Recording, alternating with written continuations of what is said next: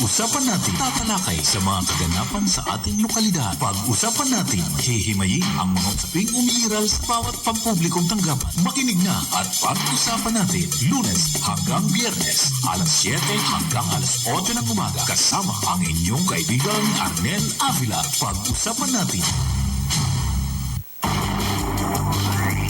Miyerkules na, mga katoto, mga karancho, mga kachokaran, mga textmate partners, Wednesday.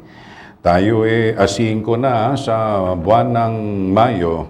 Ang bilis, no? At again, I would like to reiterate, ang buwan ho ng Mayo ay buwan ng mga kapiestahan. Hindi lang sa lungsod ng Lucena, hindi lang doon sa mga bara-barangay, kundi manapa sa maraming malaking bahagi ng ating bansa. Baka ho kasi marami sa atin nakakalimot na. Ito ho na-discuss na po natin, I think about a week ago, na mahigpit na ipinagbabawal ang pagdaraos po ng anumang festivities or kasayahan, lalo't higit yung mga pagtitipon sa kung nagkakasakasakali magkakataong fiesta dyan sa inyong lugar.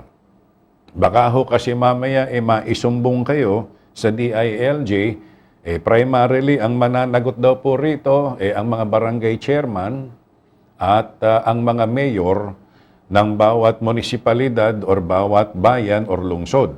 Mabuti na ho yung tayo nagpapaalaala na Baka ho kasi mamaya nakasentro yung ilang mga activities, mabuti na yung habang maaga nare-remind po namin kayo. Kagaya halimbawa dito sa lungsod ng Lucena, second year in a row, sa dalawang sunod na taon, medyo malungkot man, bilang pagpupugay dito sa ating patron saint na si San Fernando, wala ho, suspendido ang lahat ng mga activities. Okay? Yan naman para na rin naman sa atin. Alam kong medyo malaki ang mawawala sa bawat isa dahil nakaugalian nito for so many years.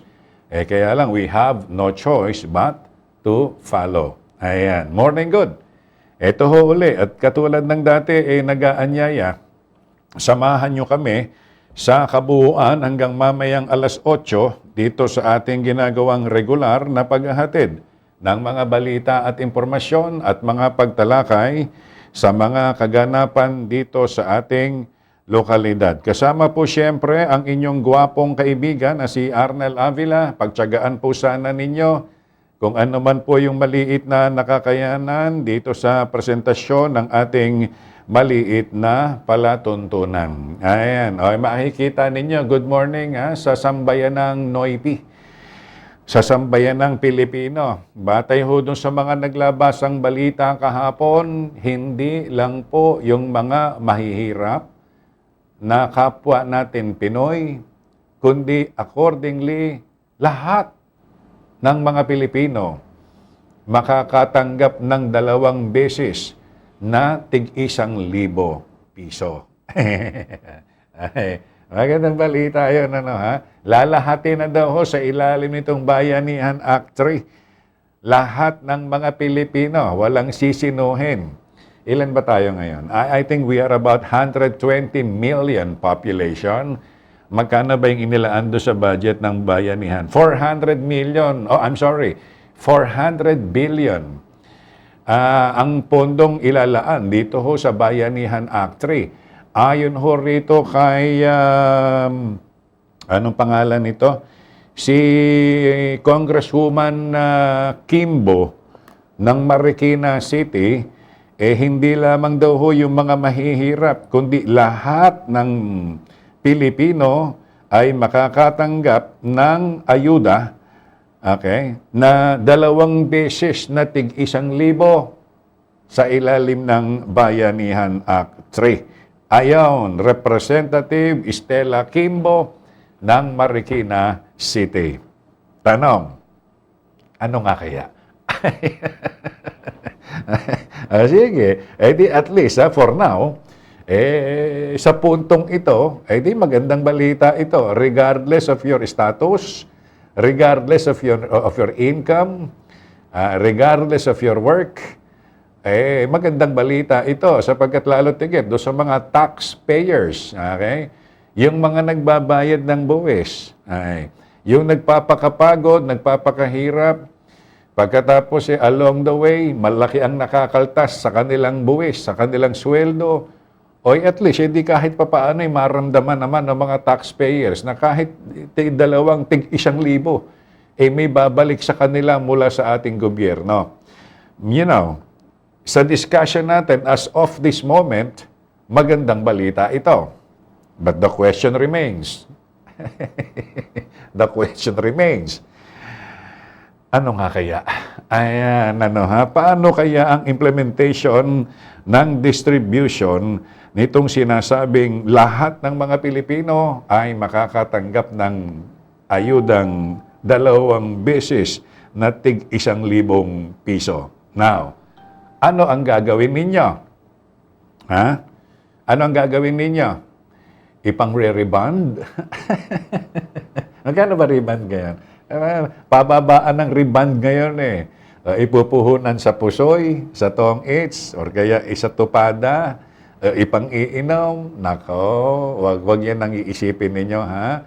Make the most out of it. Kahit ba yan ay 1,000 o 2 beses, 2,000, sana kahit papaano may patunguhan. Kung sakali, lahat nga tayo ay tatanggap nito. Ayan. COVID-19 update. Of course, yung ating morning prayer, local news. Good morning sa ating probinsya ng lalawigan ng Quezon. Probinsya na, lalawigan pa, no? Kay Governor Danny Suarez, ganon din kay Congresswoman Helen Tan. Sabi ni Governor Danny, 100% siyang lalaban bilang governor. Matapos na magdeklara rin itong si Congresswoman Helen Tan na 99.9%, she will be running for the gubernatorial post. Umiinit na ng umiinit ang labanan. Mamaya may mga babasahin tayo, no? Na ilang mga press releases, titingnan natin. Anyway, bukas naman itong ating programa para sa kanila. And of course, good morning siyempre sa lungsod ng Bagong Lucena kay Mayor Roderick Dondon Alcala. At siyempre doon sa magpapatuloy ng higit na kaunlaran at pagbabago, magandang morning kay Kuya Mark Alcala. Hindi ko alam kung ano agimat mo, Kuya Mark, dahil kahit saan ka magpunta, pinagkakaguluhan ka ng mga tao, lalo na ng mga kadalagahan, kahit mga senior citizens, gustong yayakap dito kay Kuya Mark.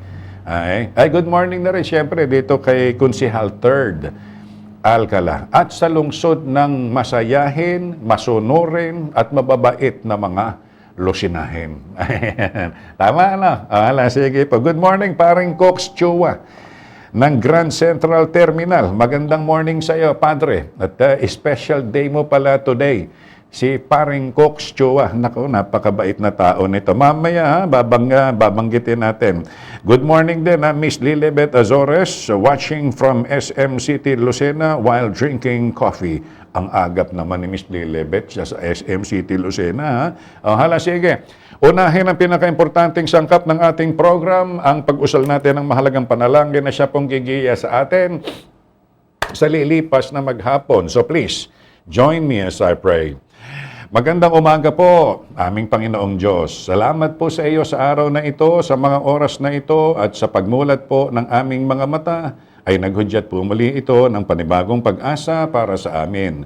Lilipas po ang maghapon, dadako po kami kung saang lugar. Sana po gabayan ninyo kami at mailigtas ninyo kami sa anumang uri ng kapahamakan. Panginoon naming Diyos, amang nasa langit, maaring sa mga oras na ito, ay nagtataglay po kami ng mga karamdaman o suliranin sa aming mga buhay. Sana po ay hipuin ninyo kami at maibsanawa ang mga nararamdaman naming ito. Gayon din po naman ay patuloy din po naming hinihiling at itinataas sa iyo ang katuparan po ng aming mga kahilingan. Turuan niyo po kami na maging magaling pa sa aming propesyon at sa aming paghahanap buhay. Subalit, ang higit sa lahat, mas turuan niyo po kami na kami ay maging mabuti. Ang lahat ng ito ay samot dalangin namin sa pangalan po ng iyong anak na si Jesus. Amen. Okay, thank you so much dun sa mga nag-acknowledge ng amen. Lalo na sa Facebook Live, maniwala kayo't hindi. Mas dapat manaig yung paniniwala. May ibabalik po sa ating maganda yan sa maghapon. Okay? Lalo na yung mga nag-acknowledge ng amen sa Facebook Live. Yung mga nakasubaybay sa atin sa Facebook Live. Simple lang yan. It will not take you an hour. It will just take you a couple of seconds, you know? Itatype mo lang yung amen, ang sarap na niya sa pakiramdam sa maghapon. COVID-19 update muna tayo mga katoto. As you can see in our chart for today, this is as of yesterday, 5 o'clock in the afternoon, May 4, 2021. Kung may naitala po na 12 bagong kaso kahapon, ay may naitala naman po na 14 na recoveries o 14 na gumaling.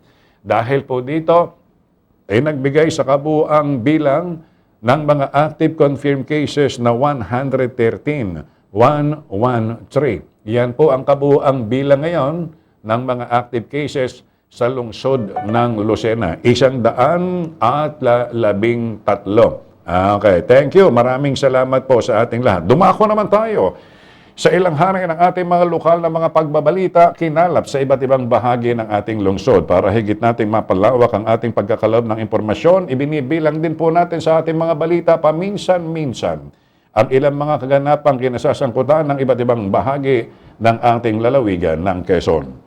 Sangguniang barangay ng Kota, nagsagawa ng community pantry sa kanilang lugar. Alamin natin ang report mula kay Ronald Lem. Sa kagustuhan na matulungan ang kanilang mga kabarangay, nagsagawa ng community pantry ang sangguniang barangay ng Kota sa kanilang lugar kamakailan.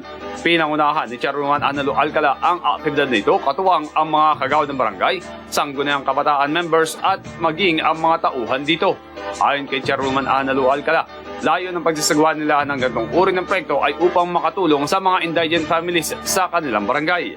Dagdag pa ng kapitana, isasagawa nila ang programang nabanggit sa 18 purok sa kanilang lugar upang mapagkaluban ng kaunting tulong ang mga naninirahan sa barangay Kota, lalo tigit ang mga mahihirap na pamilya.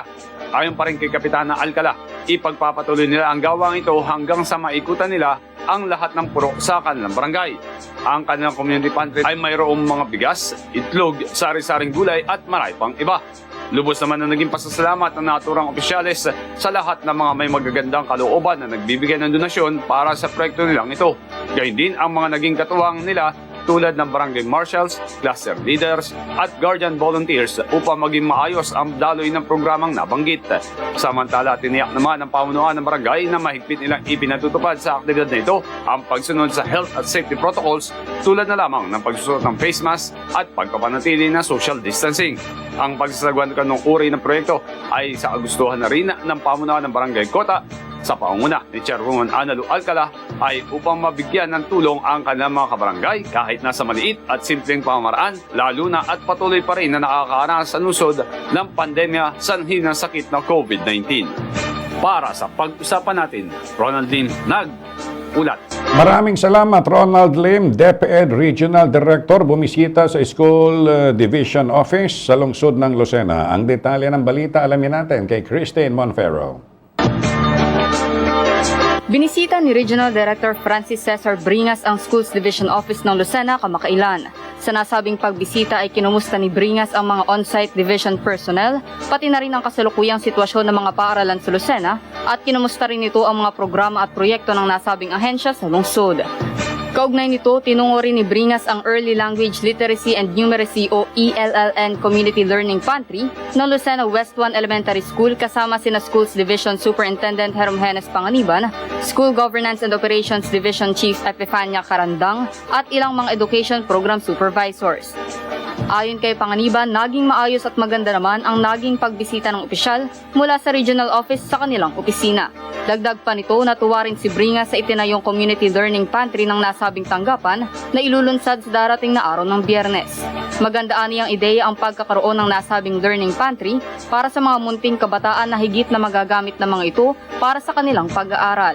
Matapos naman ang nasabing pagbisita ay nagtungo rin si Regional Director Bringas at Dr. Panganiban sa Lucena City Government Complex para naman sa courtesy call nito kay Mayor Roderick Dondon Alcala. Para sa pag-usapan natin, Christine Monferro, Nag-uulat. Maraming salamat, Christine Monferro. Libreng Wi-Fi sa City Hall. Patuloy ang pagbibigay serbisyo sa mga lusinahing nagtutungo dito. Alamin natin ang detalye mula kay Josa Cruzat. Patuloy ang pagbibigay serbisyo ng libreng Wi-Fi sa mga mamamayang nagtutungo sa Lucena City Government Complex. Ito ay matapos ang matagumpay na pagkabit ng free Wi-Fi for all access sa naturang lugar nitong buwan ng Pebrero sa pamamagitan ng naging pakikipag-ugnayan ni Konsehal Benito Baste Brizuela Jr. at ng opisina nito sa Department of Information and Communications Technology. Gayon din ay dahil sa matagumpay na isinagawang launching ng free Wi-Fi for all program nitong Disyembre ng nakaraang taon na siyang pinangunahan mismo ni DICT Secretary Gregorio Honasan kasama si Executive Assistant at Youth Advocacy Ambassador Kuya Mark Alcala bilang kinatawan ni Mayor Roderick Dondon Alcala. Sa kasalukuyan ay nananatili pa rin ang serbisyo ng libreng Wi-Fi na ito na siya nakapagbibigay ng internet access sa mga lusinahin na mayroong transaksyon sa City Hall na nangangailangan ng serbisyong online. Para makakonect sa naturang Wi-Fi, pumunta lamang sa settings ng cellphone at pindutin ang Wi-Fi. Hanapin ang pangalan na Free Wi-Fi for All na siya magdidirekta sa isang website at doon ay pindutin ang Connect. Hindi naman na kinakailangan pa ang password kaya naman mas madaling makakonect sa internet access nito.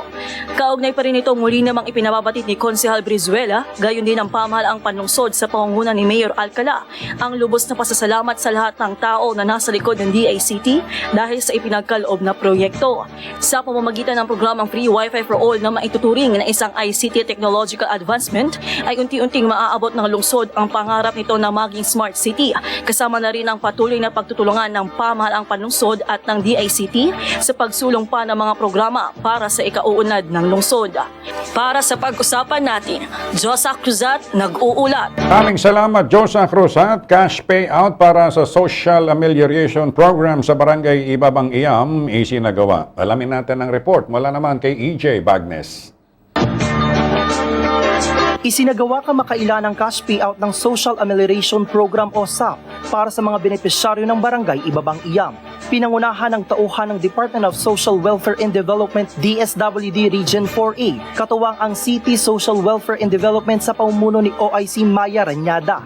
Nakiisa rin sa naturang programa ang miyembro ng Sangguniang Barangay sa pamumuno ni Kapitana Gina Sares kasama ang hanay ng Barangay Tanod, poro coordinators at ilang mga barangay staff na nagpatupad ng minimum health protocol sa nasabing aktibidad. Sa naging panelita ni Kapitana Gina Sares, malaki ang pasasalamat nito sa nasyonal na ahensya, gayon din sa pamalang panlunsod, lalo tigit kay Mayor Roderick Dondon Alcala at kay Executive Assistant at Youth Advocacy Ambassador Kuya Mark Alcala sa pagbibigay ng mga ito ng tulong sa kaniyang mga kabarangay. Aniya, ang mga natanggap ng kaniyang mga kabarangay ay malaking tulong, lalo na ilan sa mga ito ay nawala ng hanap buhay at pagkakakitaan dahil sa nararanasang pandemya. Samantala, ilan sa mga dumalo rito ay makikitang sumunod sa safety health protocols, gaya ng pagsusuot ng face mask at face shield at mahigpit na sinunod ang physical at social distancing.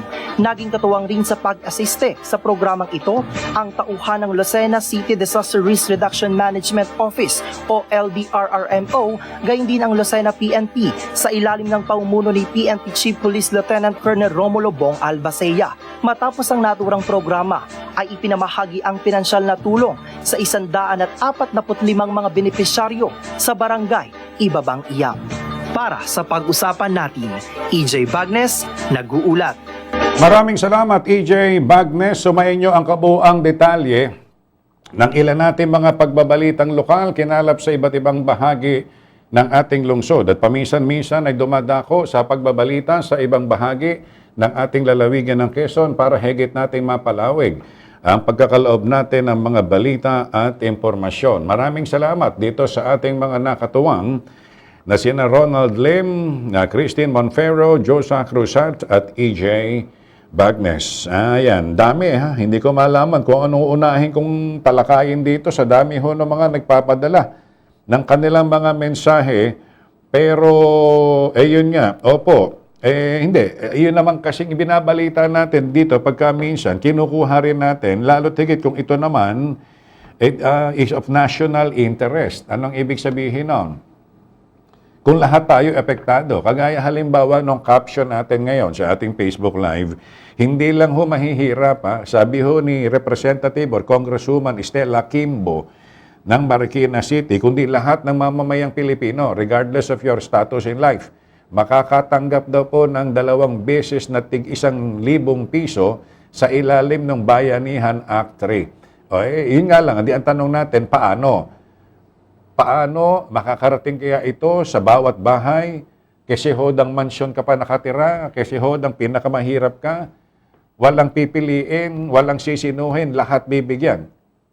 Sana nga. Okay? Sana nga. At nang sa ganun, maiwasan na ho yung mairingan, maiwasan na yung comparison, bakit kaming mga nagbabayad ng buwis, wala, samantalang yung mga nakangangalang, palagi na, sila yung, hindi nagsusumikap, hindi. Iwasan na ho natin yan.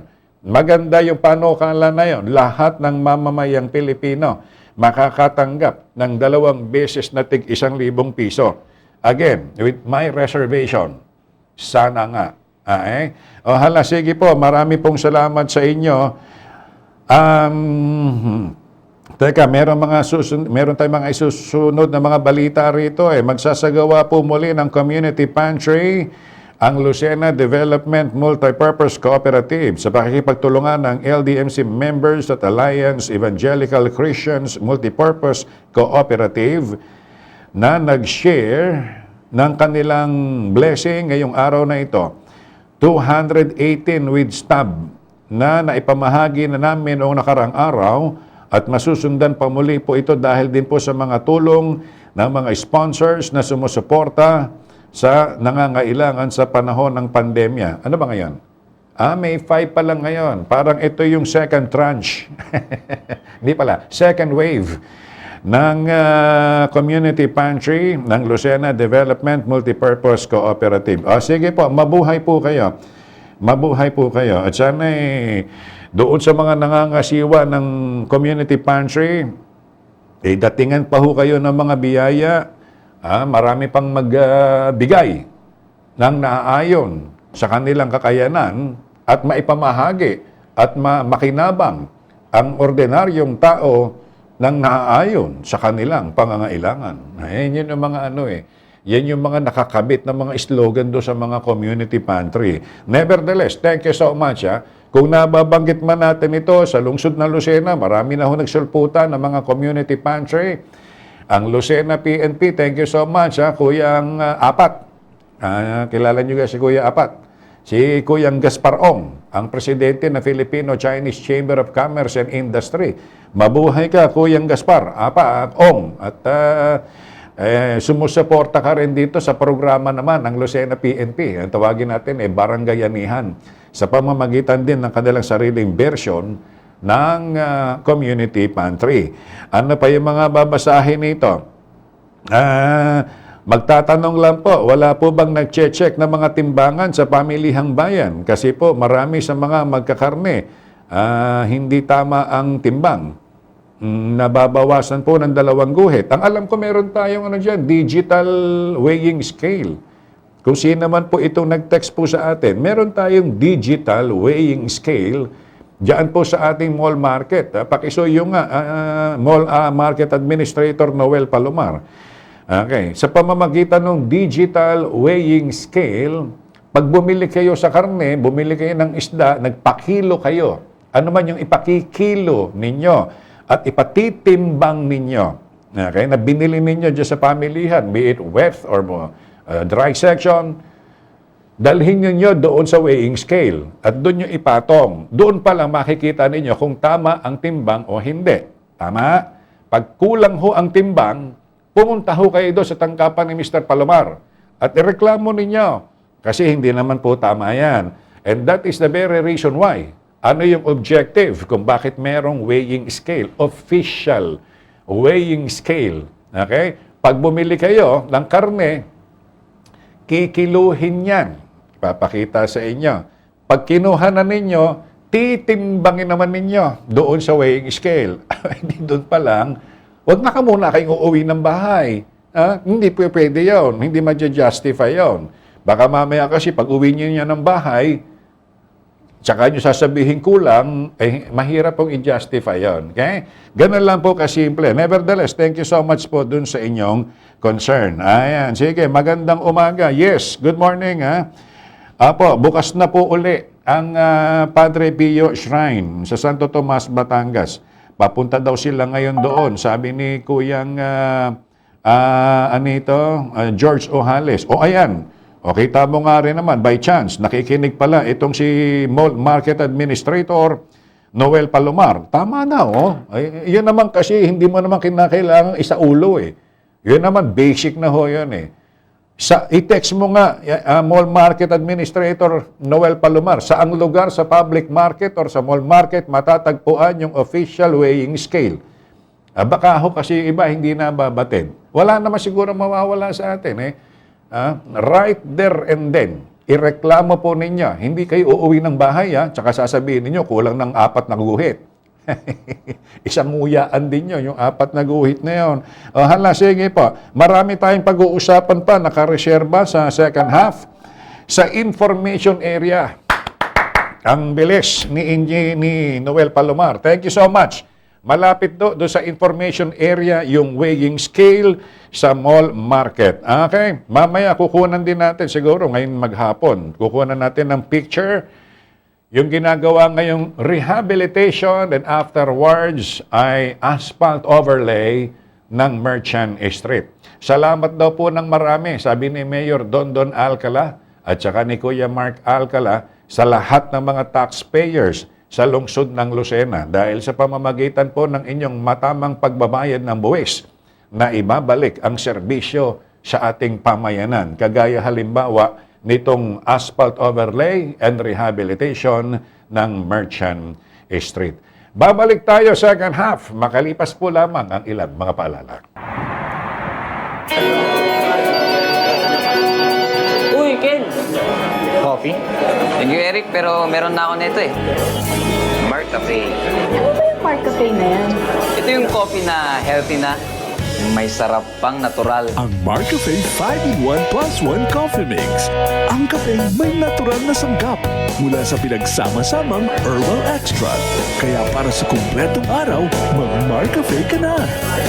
Oh, pagod na kayo no? Sabi ko naman sa inyo, mag-Mark Cafe na kayo. Iba na yung masustansya na. May sarap pang natural. Mark Cafe. Ang sarap ng natural. Niyakap natin ang pagbabago at tinutol ang tanikalang pumigil sa pag-unlad ng Lucena. Sinubukan nating maramdaman ang paglalahad ng mga programa sa malumanay at walang pananakot na pamamaraan. Sama-sama nating ibinangon ang bagong Lucena sa pangunguna ni Mayor Dondon Alcala. Ito na ang tamang panahon para ituloy ang higit na kaunlaran at pagbabago. Kayang-kaya basta't sama-sama. Bangon para sa bagong Lucena. Bagong Lucena. Pilipinas kong mahal, akay ang pananampalataya sa may kapal.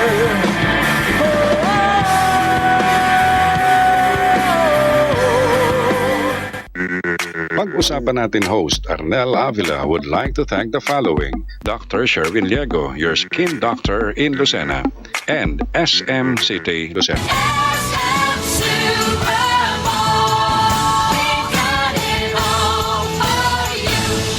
Pag-usapan natin kasama ang inyong kaibigang Arnel Avila. Pag-usapan natin.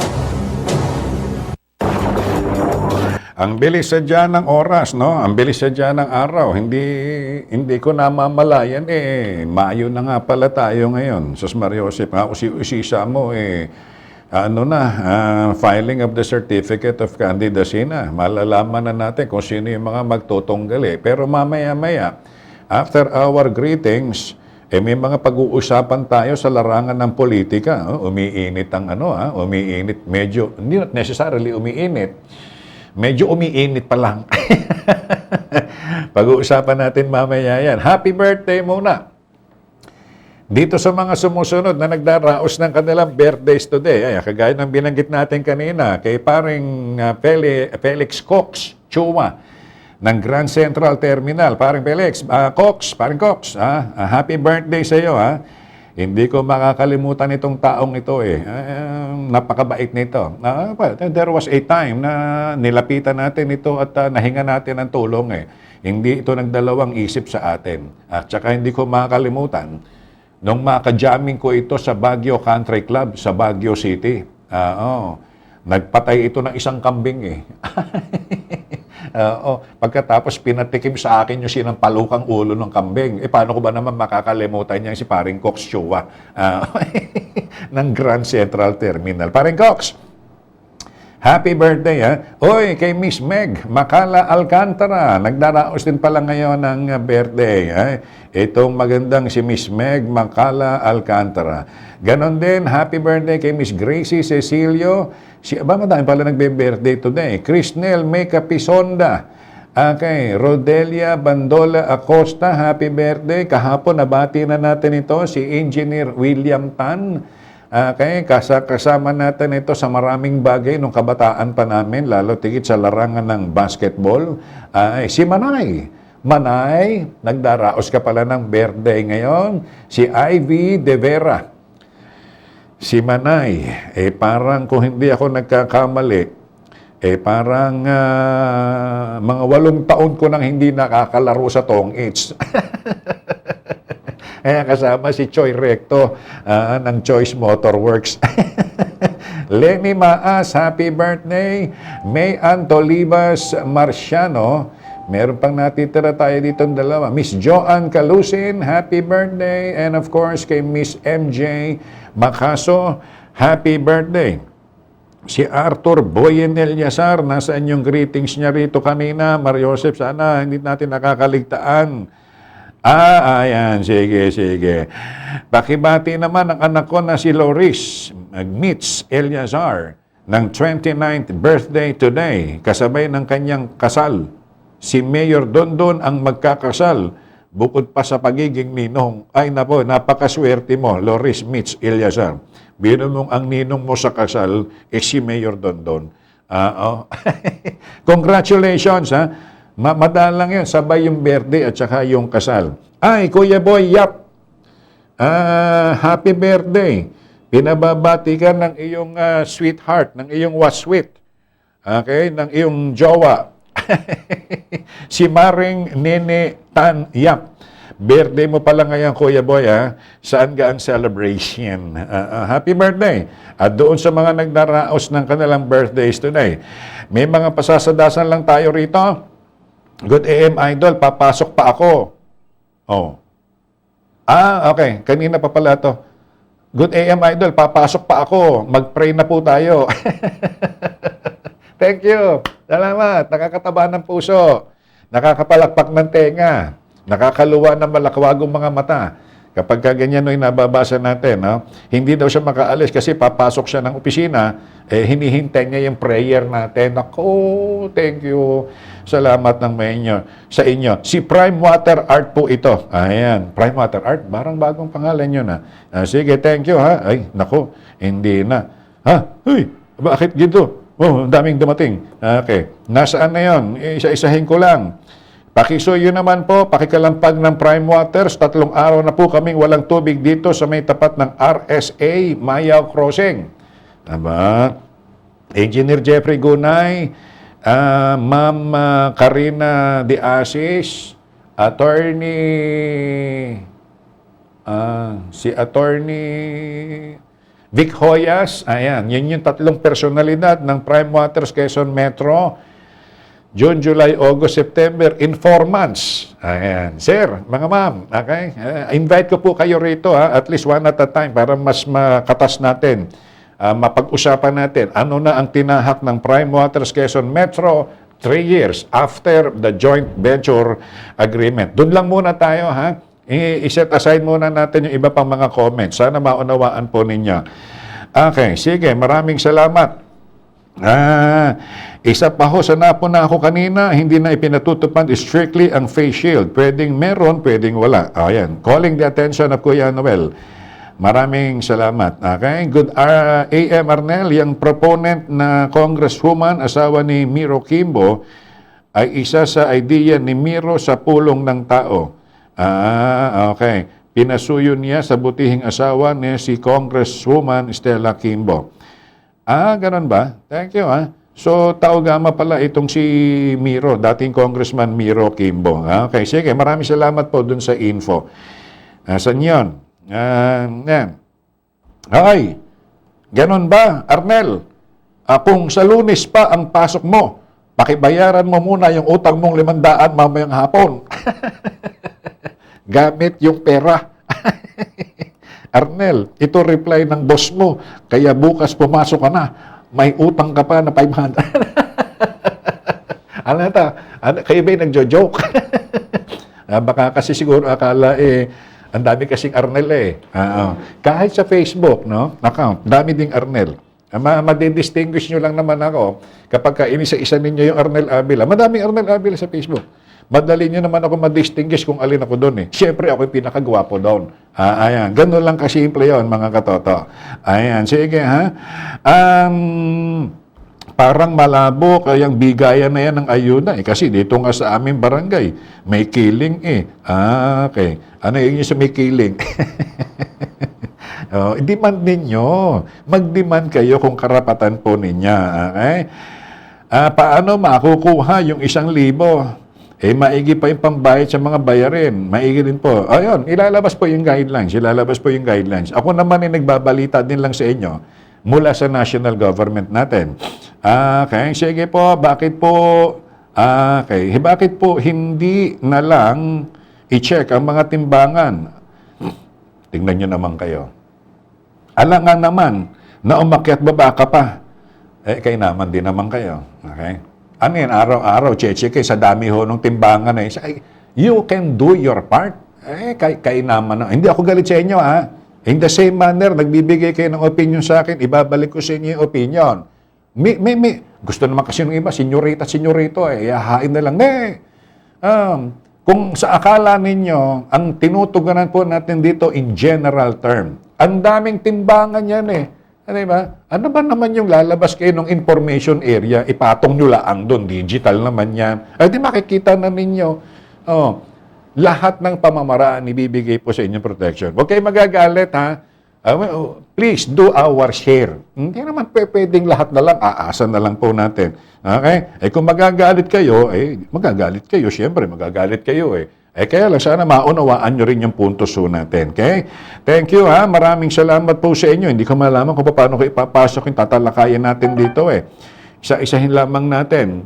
Check po kami randomly. Yan. Sabi pala ni engineer tuloy, ni Noel Palomar. Okay? Nag-check sila randomly. Ang ibig sabihin ng randomly, walang schedule yon. Anytime, pwede sila mag-check ng timbangan. Salamat po doon sa mga reactions po ninyo. Okay?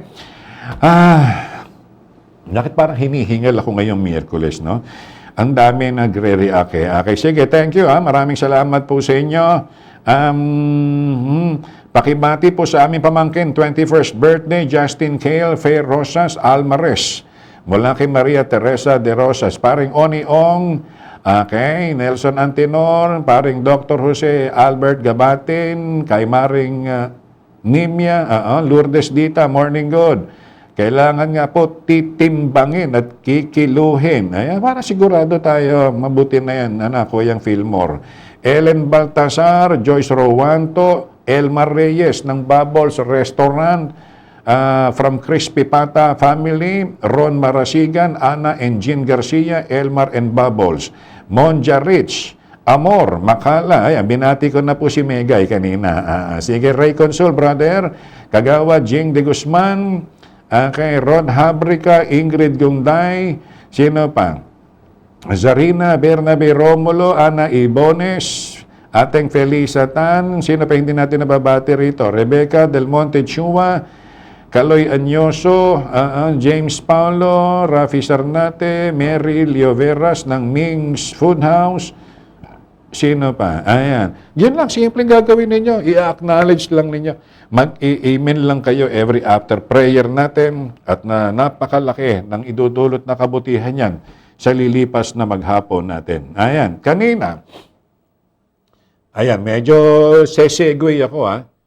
Kung matatandaan ninyo, yung dalawang personalidad ngayon sa lalawigan ng Quezon, na-interview na ho natin. Una, ering si Congresswoman Dr. Helen Tan at saka ering si ngayon na incumbent governor Danny Suarez. Yung mga nagte-text sa atin, kailan daw natin isasalang dito, si Congressman J.J. Suarez, pagpasensyahan nyo na, wala pa hong tugon. Okay? Parang 2 beses ko na yatang naanyayahan dito sa ating programa. Hindi ko lang makuha yung number at wala Nakablock yata yung number ko kay Congressman J.J. Hindi pa sumasagot. Pero I'm sure, parang si Johnny Rodolfa naman yata, yung kanyang chief of staff. Kuya Johnny, paano naman po kaya ninyo may papaabot yung ating invitation? Para naman maging guest din natin dito. Dahil after Congressman JJ, i-invite din natin si Congressman Kulit. Si Kulit kasi, si dating congressman, isang sabi mo lang dyan, karipas yan Madaling imbitahan niya si Congressman Kulit. Kay Congressman JJ, sana may makuha tayong tugon. Nevertheless, nabanggit lang natin. Okay? Ngayon, eto. Nung sinabi ni Congresswoman Helen Tan sa ating panayam na 99% lalaban siyang governor ng lalawigan ng Quezon, ay hindi nagpatalo si Governor Danny. Sabi ni Governor Danny, kung siya ay 99.9%, ay ako na may 100%. So, ibig sabihin, as of this time, as of this moment, meron tayong 2 kumpirmado maglalaban. Ang inihintay na lang kasi natin dito yung filing nila ng COC or ng Certificate of Candidacy by October 1 to 8. Yun yung official na magdedeklara sa kanila bilang mga kandidato. Ngayon, sabi dito, ay tahasang sinagot at pinabulaanan. Batay dito sa press release na hinawakan natin ngayon. Tahasang sinagot at pinabulaanan ni Quezon 4th District Congresswoman Helen Tan ang ilang alegasyon ni Quezon Governor Danny Suarez. Sa isang panaya may sinabi po ni Suarez na kung si Tan ay naging magaling na chairperson ng Committee on Health sa Kongreso, sanaan niya ay hindi ganito ang problema ng bansa sa pandemya. Bumuelta naman ay si Congresswoman Helen Tan. Ang sabi niya, pangdaigdigang pandemya daw ang COVID virus. At kahit nga mga mambabatas mula sa mayayamang bansa ay hindi kayang basta pigilan ang pagkalat ng naturang sakit. Dinagdag pa nita na bagamat limitado lamang ang kanyang nagagawa bilang bahagi ng Legislative Department, marami naman anya silang naipasa at nabalangkas na batas na pinakikinabangan ng tao laban sa pandemya at halos araw-araw anya silang naghihiring upang i-check kung ginagawa ng mga nasa Executive Department ang kanilang mga tungkulin sa COVID response. Sinabi pa ho nito na nasa Executive Department daw ang bulto ng aksyon sa problema ng pandemya. Tulad anya sa Quezon, kung saan walang testing center ang mga pampublikong pagamutan. 2 lamang anya ang testing center sa buong probinsya na matatagpuan sa 2 pribadong pagamutan habang anya'y mabagal ang rollout ng bakuna sa ilalim naman ng pamumuno ni Governor Suarez. Salamat na lang anya dahil ang Department of Health ay tumulong para makapag-expand ang Quezon Medical Center sa pamamagitan ng mga ipinagkaloob nitong tents na nagsisilbing testing center. Ayan. Sa madali pong salita, medyo, nagpapasaringan na. Nevertheless, thank you so much nga pala doon sa nagpapaabot sa atin ng information. Huwag ho kayong mag-alala. Kasi nakadepende ho sa availability ng schedule nila kung sakasakali man. Sabi kasi ni Governor Danny Suarez, the last time we interviewed him, na dismay, sasabihin niya at ihahayag niya yung mga solution niya. Sa kabila ng hindi na ipasa ng Sangguniang Panglalawigan yung proposed 2021 budget. Ay aalamin natin, nakadepende sa schedule ni Governor Danny Suarez. In the same manner, ganun din naman kung sakasakali. Ano ba yung pwedeng update? Kung sakasakali man. Pero palagay ko, pag malapit na to, May, siguro mga August, September, siguro yun yung mas kapanipaniwala na medyo babalik dito sa ating programa, ito mga binabanggit nating personalidad. Okay? Sige po, ha? At,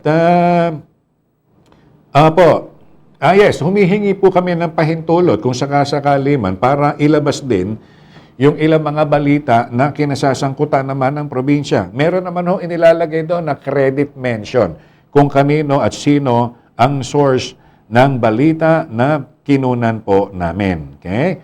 Wala na ba ako nakakaligtaan dito? Sandali lang, iisa-isahin po natin. Wala po kasi dito sa aming barangay na nagsasabi kung kailan. Tama po kayo. Ang ibinigay po na donasyon ng Department of Health na bakuna sa Lucena ay 2,300. Nakakalungkot. Pero ipagpasalamat dahil kahit pa paano, may dumating na 2,300 bakuna sa lungsod ng Lucena. Kulang na kulang po ito. Sabi nga po ni Dr. Jocelyn Benitez Chua, ubos na po yung naunang batch. Doon sa 18,000 ho yung ating senior citizens. Okay? Hindi ko lang alam, hindi pa na-feedback, na-reply sa akin si Dr. Chua kung ilan ay naturukan na health workers or frontliners sa lungsod ng Lucena. Sa madali pong salita, hindi sapat. Sadyang kulang yung 2,300 vaccine na ipinagkaloob at bilang donasyon ng Department of Health. Hindi lang Lucena ang namomroblema. Buong bansa, malaki ang problema.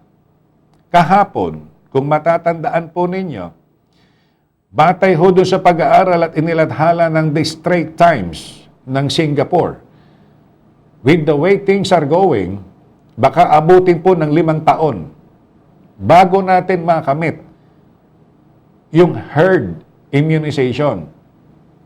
Okay? Sa Pilipinas, with the way things are going, baka abutin tayo ng 2 taon.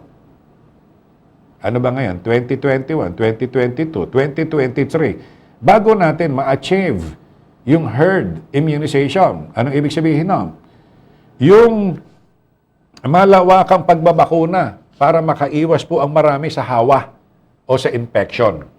Kasi ang kailangan ay approximately 70 to 80 million Filipinos ang dapat bakunahan.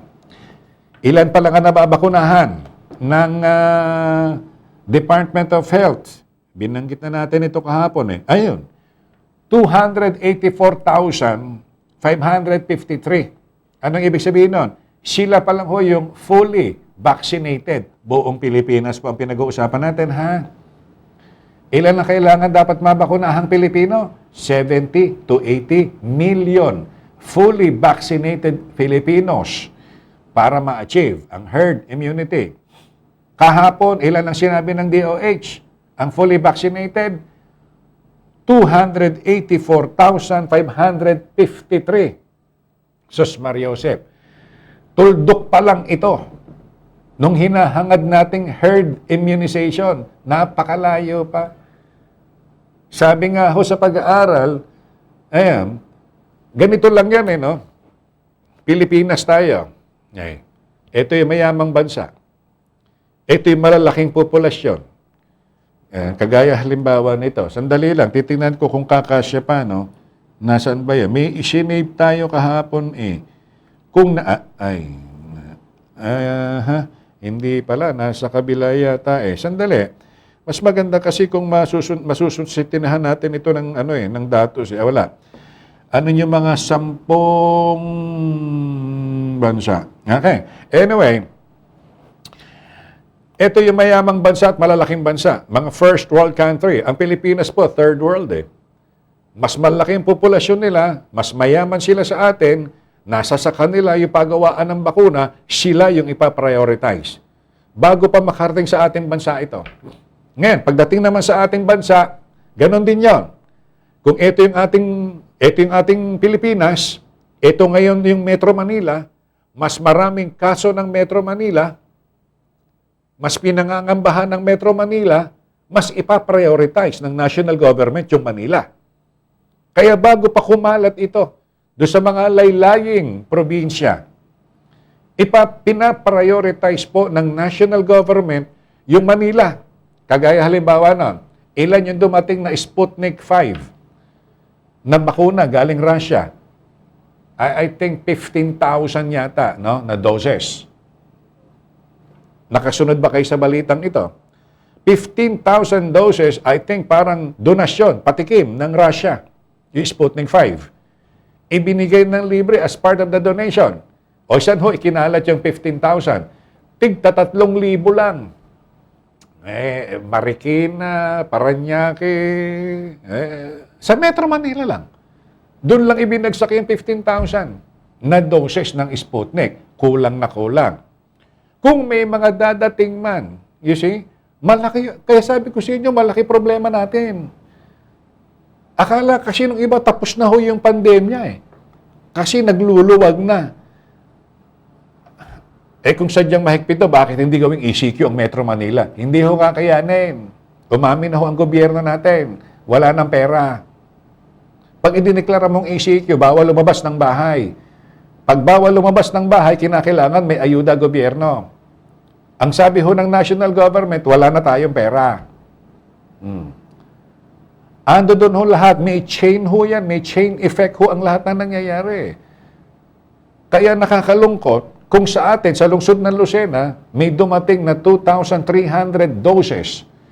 Uunahin dito, yung mga frontliners at saka health workers, senior citizen. Hindi lahat yan matutugunan. Nakakalungkot ho yun. Okay? At, sa part ng local chief executive, through the local government unit, na pinangungunahan ni Mayor Dondon Alcala, ginawa niya yung kanyang part. Maglaan tayo. In any case na available ang vaccine, we have that money to buy. Meron tayong pera na pambili. At sa tulungan ng Sangguniang Panlungsod, naglaan ng city government ng 350 million pambili ng bakuna. Tanong, nung marami, nasa na yung bakuna? Wala hong mabili. Bakit? Inuuna ho eh. Una, sa Metro Manila ang lahat ng bagsak. Okay? And of course, marami nag-i-scout dyan. Marami dyan mga nagmi-middleman. Kahit middleman, walang makuhang bakuna para maibenta sa mga local government units. Yun ang malaking problema po natin. And we have to admit that and we have to face that. Until such time na nandiyan yung problema, ano ang pwede natin gawin? You see, people nowadays are trying to complement themselves, okay, by availing that vaccine. Marami ako nakikita, gusto ko na magpaturok. Ang problema, wala akong ituturok eh. Di ba? Kaya malabo yung sinasabi natin this year, yung herd immunization, 70 to 80 million Filipinos ang matuturukan. Malabo, mga katoto. With the way things are going, idudugsong ko lang. Habang malabo yan, kasi sa pamamagitan daw ng bakuna ka maliligtas sa virus since wala pang bakuna, mag-iingat pa rin po tayo. Yun ho yung bottom line Until such time na ma-achieve natin yung 70 to 80 million vaccinated Filipinos, then we can go out without face mask. Kagaya ng ginagawa ngayon sa Amerika. Yung lahat, 100 million na ang natuturukan sa Amerika. Sa Amerika yon. Okay? Titingnan natin kung gaano kadami yung dadating na mga bakuna sa mga susunod na araw. Okay? Maraming salamat po sa inyong ginawang pagsubaybay sa araw na ito ng Wednesday. Tama, mabalik na lang tayo bukas, dating oras, alas 7 hanggang alas 8. Ito po ang inyong gwapong kaibigan na si Arnel Avila. Again, always remember that every day may not be good, but there is always something good in every day. Pray, hope, and don't worry. Be a blessing to everyone. Good morning. Pagpalain nawa tayo ng ating po may kapal.